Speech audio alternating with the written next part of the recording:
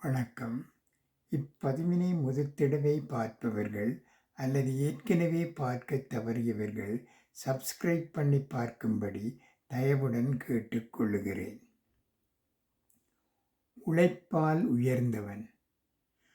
பூஞ்சோலை என்னும் எழில் கொஞ்சும் கிராமத்தில் ராமசாமி என்ற வாலிபன் வாழ்ந்து வந்தான். அவனிடம் ஒரு பெரிய குறை இருந்தது. அவன் மகா சோம்பேறி. வேலையே செய்யாமல் கஷ்டப்படாமல் நிறைய பணம் சம்பாதித்து ஆடம்பரமாக வாழ வேண்டும் என்பதே அவனது பேராசையாக இருந்தது. ஒரு நாள் அவனது கிராமத்துக்கு புகழ்பெற்ற ஞானி ஒருவர் வந்தார். அவரிடம் சென்று ராமசாமி, சுவாமி, நான் உழைக்காமல் கோடீஸ்வரனாக வேண்டும், அதற்கு ஏதாவது வழி கூறுங்கள் என்று தன் பேராசையை வெளிப்படுத்தினான். அவனுடைய அறியாமையைக் கண்டு புன்னகைத்த சாமியாருக்கு அவனுக்கு ஒரு நல்ல பாடம் புகட்ட வேண்டும் என்று தோன்றியது. உடனே அவர் தன்னிடமிருந்த 1000 தங்கக் காசுகள் அடங்கிய ஒரு பையை அவனிடம் கொடுத்து, இதை வைத்துக்கொண்டு உனக்கு பிடித்தபடி சந்தோஷமாக வாழ்க்கையை நடத்து என்று கூறி அனுப்பி வைத்தார். தங்கக் காசுகளுடன் வீடு திரும்பிய ராமசாமிக்கு அன்றிரவு தூக்கமே வரவில்லை. ஆனால் அவன் நிம்மதியே சில மணி நேரங்களே நீடித்தது. நள்ளிரவில் சாமியார் அனுப்பிய அவரது சீடன் ஒருவன் ராமசாமியின் வீட்டிற்குள் புகுந்து அந்த பொற்காசுகள் அடங்கிய பையை திருடிச் சென்று விட்டான். மறுநாள் காலையில் எழுந்த ராமசாமி பையை காணாமல் அதிர்ச்சியடைந்தான். அழுது புலம்பிக் கொண்டே சாமியாரிடம் ஓடினான். சுவாமி, நீங்கள் கொடுத்த பொற்காசுகள் திருட்டு போய்விட்டன. என் அதிர்ஷ்டம் அவ்வளவுதான் போலிருக்கிறது என்று தலையில் அடித்து கொண்டான். அப்போது சாமியார் அவனுக்கு ஒரு புதிய சலுகையை வழங்குவது போல் பேசினார். ராமசாமி, கவலைப்படாதே.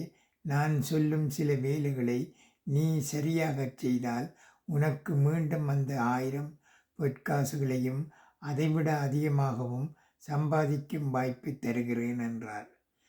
நான் என்ன செய்ய வேண்டும் சுவாமி, உடனே சொல்லுங்கள் என்றான் ராமசாமி ஆர்வத்துடன். என் ஆச்சிரமத்துக்கு அருகில் வறண்டு கிடக்கும் 1 ஏக்கர் நிலத்தை பண்படுத்தி அதற்கு நீர் பாய்ச்ச வேண்டும். அதற்கு கூலியாக 1000 பொற்காசுகள் தருகிறேன். அது மட்டுமில்லாமல் அந்த நிலத்தில் நெல் விதைக்க 100 பொற்காசுகளும், தினமும் அதற்கு நீர் பாய்ச்சுவதற்கு நாளொன்றுக்கு 10 பொற்காசுகளும் தருவேன். அறுவடை முடியும் போது உனக்கான முழு தொகையையும் மொத்தமாக தருகிறேன் என்றார் சாமியார். பணம் உழைக்காமல் கிடைக்காது என்றாலும் சாதாரண வேலைக்கு இவ்வளவு பெரிய தொகையா என்று ராமசாமிக்கு மகா மகிழ்ச்சி. உடனே சம்மதித்தான். அடுத்த நாள் முதல் ராமசாமி களத்தில் இறங்கினான். சோம்பேறியாக இருந்த அவனுக்கு ஆரம்பத்தில் மண்வெட்டியை தூக்குவதே கடினமாக இருந்தது. கைகளில் கொப்புளங்கள் ஏற்பட்டன. ஆனால் ஒவ்வொரு நாளும் தாம் இத்தனை பொற்காசுகள் சம்பாதிக்கிறேன் என்ற எண்ணம் அவனை கடுமையாக உழைக்க தூண்டியது. நாட்கள் நகர்ந்தன. வறண்ட நிலம் செழுமையானது. ராமசாமியின் கைப்பட்டு நெற்பயிர்கள் பச்சை பசேலென வளர்ந்து ஒரே வியக்கும் அளவுக்கு அமோகமாக விளைந்தது. கதிர் முற்றியதும் அறுவடை நாளும் வந்தது.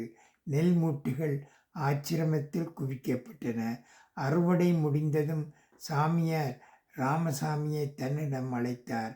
அவர் பேசியபடியே அவர் உழைப்பிற்கான பொற்காசுகளை தட்டாமல் வழங்கினார்.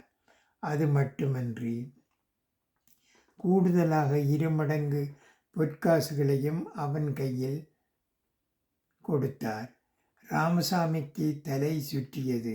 பிரமிப்புடன், சுவாமி, நீங்கள் பேசியதை விட 2 மடங்கு அதிகமாக தருகிறீர்களே, அது எப்படி சாத்தியம் என்று வியப்புடன் கேட்டான்.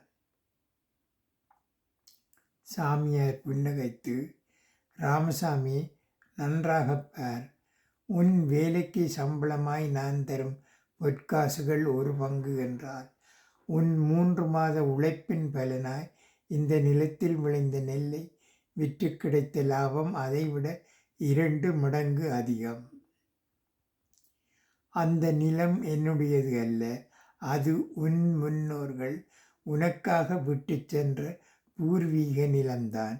நீ சோம்பேறியாக இருந்ததால் அது தரிசாக கிடந்தது. உன் இழைப்பே அந்த நிலத்தை தங்கமாக மாற்றியிருக்கிறது. இப்போது சொல், இந்த உழைப்பினால் வந்த செல்வம் உனக்குச் சொந்தமானதுதானே என்றார்.